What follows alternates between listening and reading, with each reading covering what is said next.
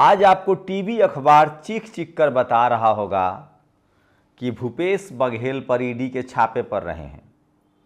भूपेश बघेल दोषी हैं, निर्दोष हैं, ये तो जांच में पता चलेगा, कोर्ट जब तय करेगा। लेकिन मीडिया भूपेश बघेल को बदनाम कर देगा। एक तो आज के समय में वो कांग्रेस के साथ हैं और कांग्रेस के साथ साथ वो ओबीसी समाज से आते हैं, पिछड़े समाज से आते हैं, शूद्र समाज से आते हैं। तो मीडिया बख्शेगा नहीं, और ये कोई पहली बार नहीं हो रही है। लेकिन क्या गलती हो रही है बहुजन समाज के नेताओं से? क्यों ऐसा वो फंस जाते हैं? क्यों हेमंत सोरेन को जेल जाना पड़ता है? क्यों भूपेश बघेल पर छापा पड़ता है? क्यों कोई लालू यादव, मायावती जी, मुलायम सिंह यादव या करुणानिधि को बदनाम किया जाता है? इसकी बड़ी वजह है ब्यूरोक्रेसी। बताऊंगा आपको, जब ये लोग सत्ता में होते हैं तो किस तरह की बड़ी गलतियां करते हैं।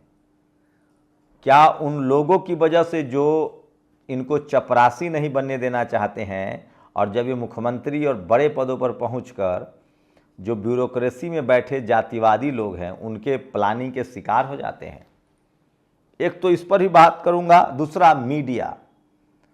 क्या मीडिया बहुजन समाज के नेताओं को कोर्ट के आने से पहले, फैसले से पहले ही बदनाम कर देता है, राजनीति खत्म कर देती है? तो क्या यह भ्रष्टाचार से भी बड़ा कैरेक्टर एसिसिनेशन है, राजनीतिक हत्या है? याद कीजिए, एक बार बाबू जगजीवन राम प्रधानमंत्री के कुर्सी तक पहुंच गए थे। इंदिरा गांधी से उन्होंने विद्रोह किया, चौधरी चरण सिंह के साथ आ गए। मोरारजी देसाई उस समय ब्राह्मण समाज के नेता थे। और सोचिए, पहली गैर कांग्रेसी सरकार बनती है। वोट के लिहाज से बाबू जगजीवन राम और चौधरी चरण सिंह दोनों प्रधानमंत्री के बड़े उम्मीदवार थे। तभी एक फोटो छप गई मीडिया में इनके बेटे की एक महिला के साथ, और इनका प्रधानमंत्री से पत्ता कट गया। आप सोचिए। लेकिन ये तो कुछ भी नहीं है। साम दाम दंड भेद यही कहा जाता है। तमाम बहुजन नेताओं के कैरेक्टर एसिसिनेशन, भ्रष्टाचारी, अपने ही समाज के नेताओं में उनको भ्रष्टाचारी ठहरा दिया जाता है। जैसे ही आप मीडिया में हो, जुडिशियरी में हो, कॉलेज यूनिवर्सिटी में हो, ब्यूरोक्रेसी में हो, बिजनेस में हो। और ऐसा नहीं कि नेताओं के साथ होता है, माफ कीजिएगा, नेताओं वाली बात ज्यादा पब्लिक डोमेन में आती है। इस देश में कोई गैर सवर्ण चपरासी हो या चीफ जस्टिस हो या हाईकोर्ट का जज हो, अगर उसने सामाजिक मुद्दों पर बात की, अपने हक अधिकार की बात की, तो जेल जाना पड़ेगा। और वो नहीं भी बात करेगा तो जाति है कि जाति नहीं है, जातिवाद उसका पीछा करता है। जस्टिस कर्णन याद है, कोलकाता हाईकोर्ट के जज, एक से एक फैसले बाद में जेल जाना पड़ा। भारत के चीफ जस्टिस ऑफ इंडिया, उन पर आरोप लगे, वो एससी समाज से आते थे। तो खैर, राजेंद्र प्रसाद सिंह कहते हैं कि अगर आप इस देश में एससी एसटी ओबीसी समाज से हैं, किसान अल्पसंख्यक समाज से हैं, तो नौकरी पा तो लेंगे आसानी से, लेकिन सम्मानजनक तरीके से नौकरी करने में आपकी जिंदगी बीत जाती है। आप डीएम हो, सीएम हो, पीएम बन जाइए, चपरासी से लेकर चीफ जस्टिस तक के पदों पर। आप लोग बताइएगा, मैं जानता हूं नेशनल दस्तक के दर्शक ज्यादातर बहुजन समाज का अभी पढ़ा लिखा तबका है। रोज आप किसी भी पद पर हो, आपको तमाम तरह के गैर बराबरी झेलनी पड़ती है। नमस्कार, मैं शंभू कुमार सिंह और आप देख रहे हैं नेशनल दस्तक। भूपेश बघेल सही है, गलत है, चोर है, भ्रष्ट है, ये समय तय करेगा, कोर्ट तय करेगा। लेकिन मैं बात करूंगा राजनीति की। चारा घोटाला याद है? चारा घोटाला मतलब सीधे जैसी चारा घोटाला की बात आती है, लोगों के जेहन में, आपके जेहन में लालू यादव का नाम आ जाता है। आ जाता है लालू यादव का नाम। हम सबके जेहन में लालू यादव का नाम आता है। क्यों? ऐसा तो है नहीं कि चारा घोटाले में सिर्फ लालू यादव ही आरोपी थे या दोषी सिद्ध हुए।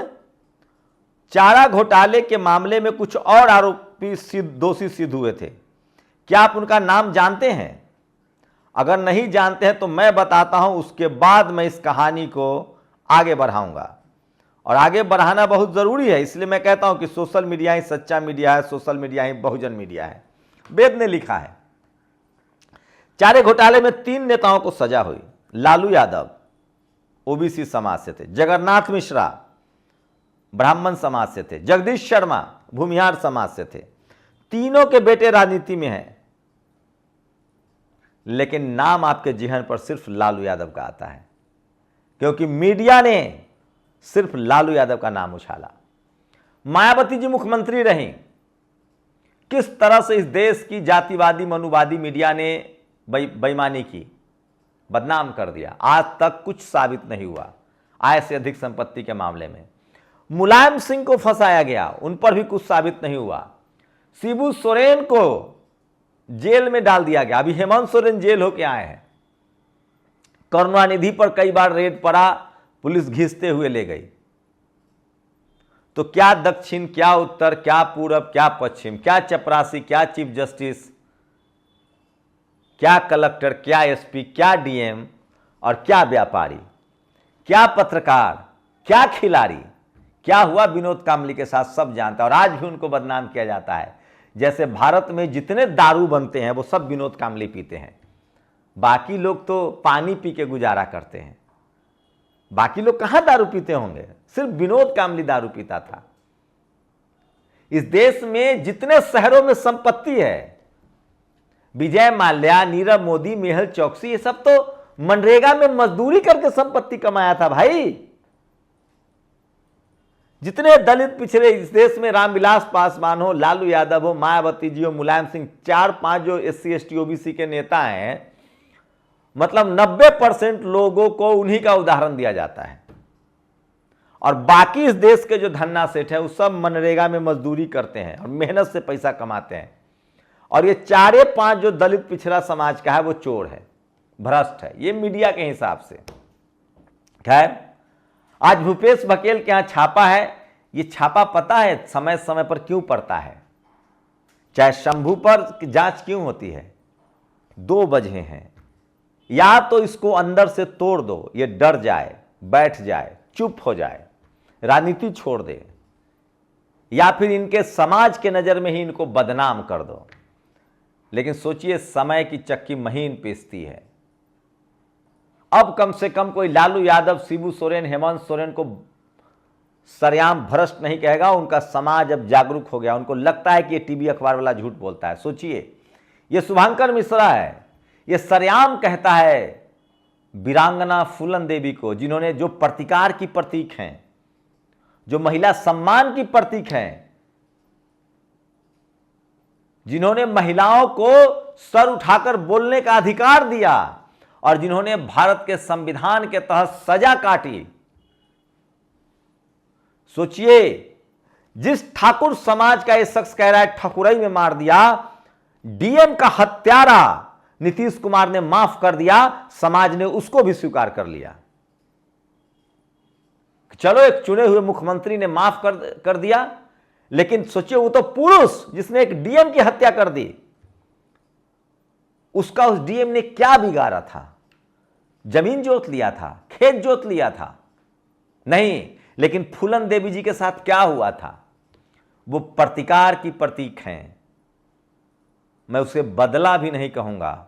वो नारी समाज के सम्मान की लड़ाई लड़ रही थी अपने साथ साथ, और इसीलिए टाइम मैगजीन ने उनको दुनिया की सबसे ताकतवर और वीरांगना की उपाधि दी।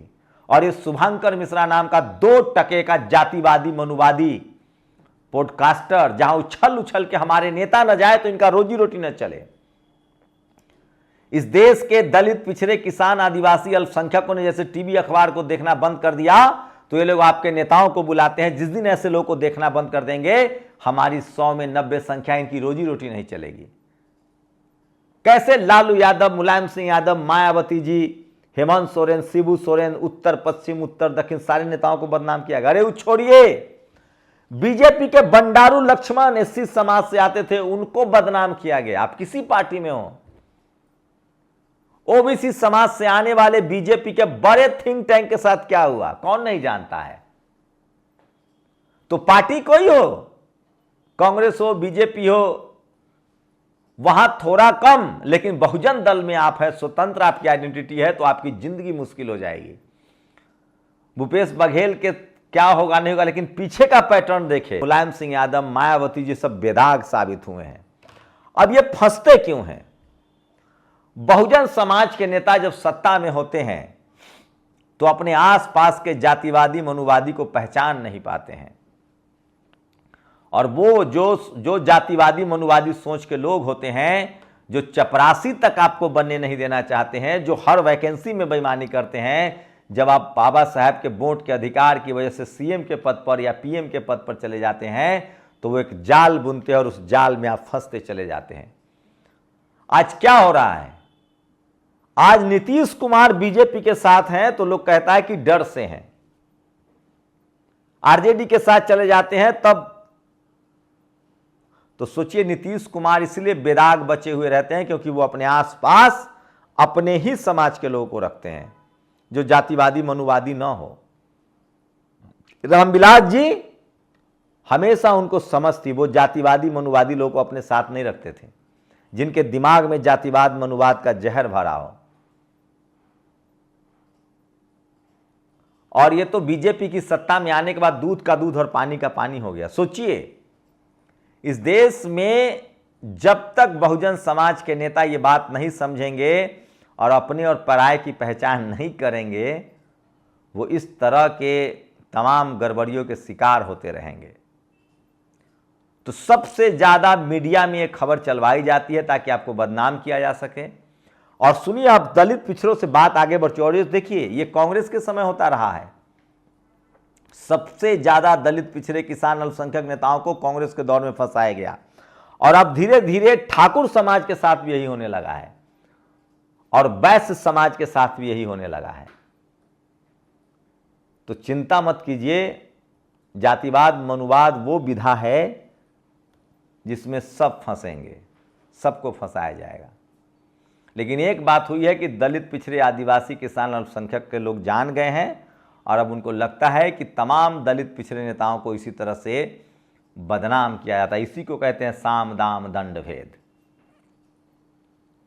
खबर चलाई जाएगी, मीडिया में आपकी बदनामी होगी, आपका राजनीतिक करियर खराब हो जाएगा, आप नहीं बच पाएंगे। इसलिए मैं कहता हूं, आप पार्टी किसी में भी रहें, गोविंदाचार्य का मैं नाम भूल रहा था बीजेपी में, किस तरह से जिस बीजेपी को उन्होंने सींचा उसमें दूध में मक्खी की तरह निकाल दिए गए। विनय कटियार, उमा भारती, खैर क्या लगता है आप लोग को, क्या जो समाज जो जातिवादी मनुवादी आपको चपरासी नहीं बनने देना चाहता है, जब आप चीफ मिनिस्टर और प्रधानमंत्री और कलेक्टर बन जाते होंगे तो वो आपके जैसा जातिवाद नहीं करते होंगे? अपनी राय जरूर दीजिए। शुक्रिया। दस्तक की आपसे गुजारिश है कि अगर इसको बचाना चाहते हैं तो नेशनल दस्तक को सब्सक्राइब करने के लिए रेड कलर के सब्सक्राइब बटन को दबाएं, फिर बेल आइकन की घंटी दबाएं। नेशनल दस्तक को बचाने के लिए बहुत जरूरी है कि हर खबर को शेयर करें, लाइक करें, कमेंट जरूर करें।